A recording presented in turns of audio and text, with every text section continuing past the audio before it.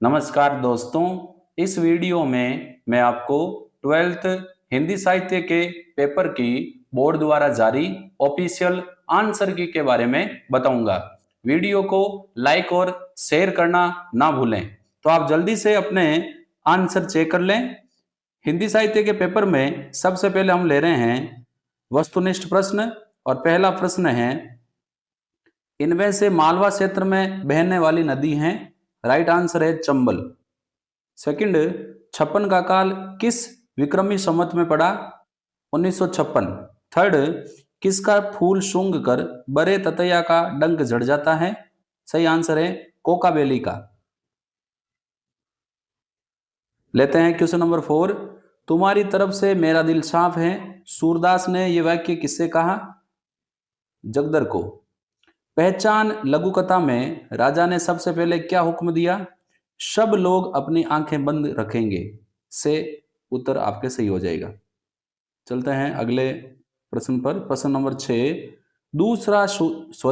दूसरा देवदास कहानी के पात्र मंगल पंडा के अनुसार स्नान कब अधूरा रह जाता है? स्नान के बाद, चंदन के तिलक के बगैर। अगला 7 नंबर क्वेश्चन, दिशा कविता में कवि ने बच्चे से क्या पूछा? हिमालय किधर है? नैन चुवई जस माहुट नीरू, पंक्ति में माहुट का अर्थ है महावट। अगला लेते हैं, कहानी विधा को नाटक विधा से अलग रखने वाला तत्व है अभिनय। नाट्य शास्त्र के अनुसार नाटक का शरीर किसे कहा गया है? पात्र का अंतर्द्वंद से। 11, सबसे महत्वपूर्ण तथ्य या सूचना समाचार लेखन की उल्टा पिरामिड शैली में कहां होती है? शीर्ष पर। इनमें से व्याख्यात्मक प्रकार है, हो जाएगा कैसे से।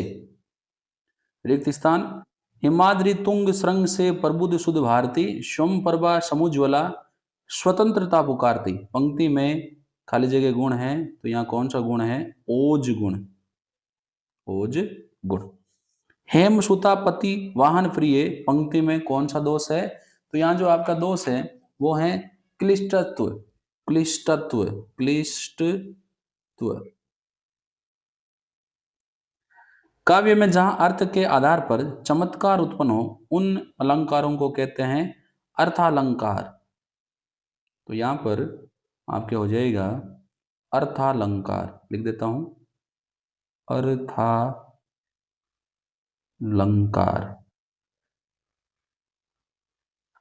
देखो दो दो मेघ बरसते, मैं प्यासी की प्यासी। पंक्ति में अलंकार है, तो यहाँ आपके अलंकार है विशेषोक्ति। विशेषोक्ति।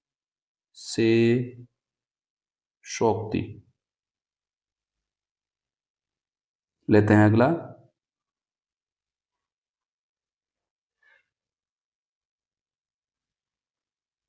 प्रत्येक चरण में 11 वर्ण, 16 से 15 पर यति तथा चरण के अंत में गुरु लघु नहीं होने के लक्षण वाला छंद है। तो यहाँ छंद है कवित। गण को ज्ञात करने का सूत्र यमतारा खाली जगह है, तो ये है यमताराज भान सलगा। भान सलेगा, यमताराज भान सगला। प्रसाद गुण की परिभाषा लिखिए। वह गुण जो अर्थ की सरलता, स्पष्टता व सहजता को दर्शाता है, उसे प्रसाद गुण कहते हैं। छंद कितने प्रकार के होते हैं? 2। नाम है मात्रिक, वर्णिक। मात्रिक पहला और दूसरा है वर्णिक। अब लेते हैं अगले क्वेश्चन।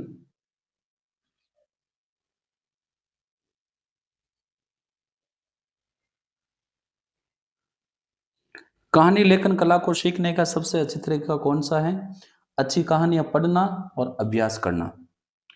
कविता सृजन के संबंध में कौन सी शैली कवि की ताकत बन जाती है?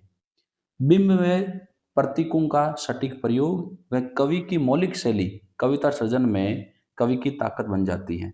संपादक के नाम पत्र स्तंभ की सामान्य जानकारी दीजिए।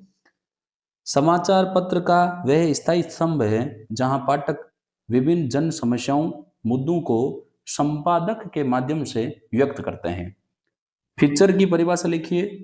फीचर एक सुव्यवस्थित, सृजनात्मक व आत्मनिष्ठ लेखन है जिसका उद्देश्य पाठकों को सूचना देने के साथ साथ उनका मनोरंजन भी करना है।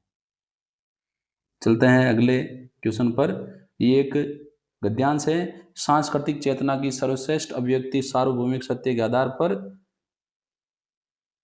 प्रतिष्ठित धार्मिक भावना और दार्शनिक चिंतन धारा के माध्यम से हुई। कला, शिल्प, साहित्य और संगीत इन्हीं की आनुषंगिक उपलब्धियां हैं। इन सब का क्षेत्र विशाल मानव समाज है जिसकी प्रेरणा और प्रसाद से मनुष्य जीवन यापन करता है।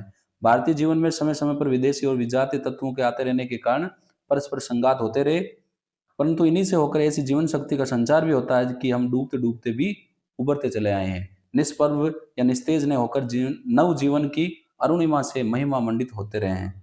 इन सब के मूल में हमारी समन्वय साधना की प्रवृत्ति प्रधान रही है, जिसे हम मध्यकालीन भक्ति आंदोलन के संदर्भ में समझ सकते हैं।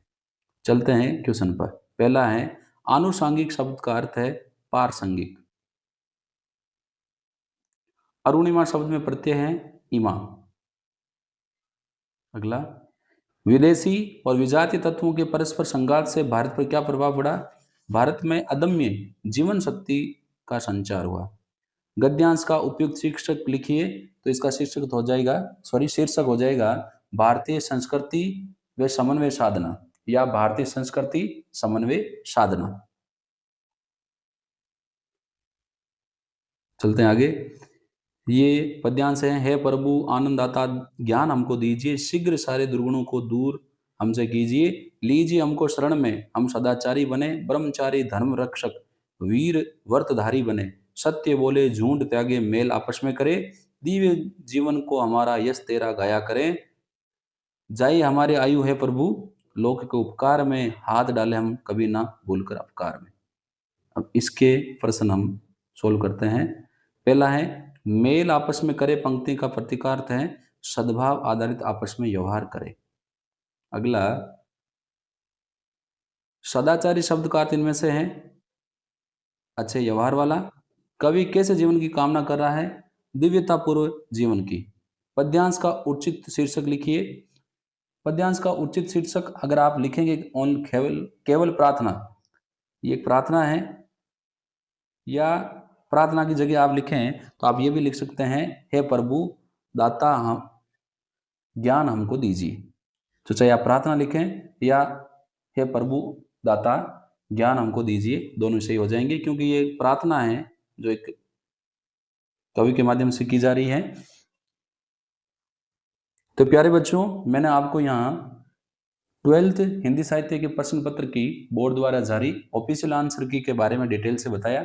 यदि आपने वीडियो लाइक नहीं किया है तो वीडियो को लाइक करें। यदि अभी तक आपने मेरे चैनल को सब्सक्राइब नहीं किया है तो चैनल को जल्दी से जल्दी सब्सक्राइब कर लें और वीडियो को अपने फ्रेंड्स के साथ ज़्यादा से ज़्यादा शेयर करें। तो वीडियो को लाइक और चैनल को सब्सक्राइब करना ना भूलें। हम फिर मिलेंगे। धन्यवाद।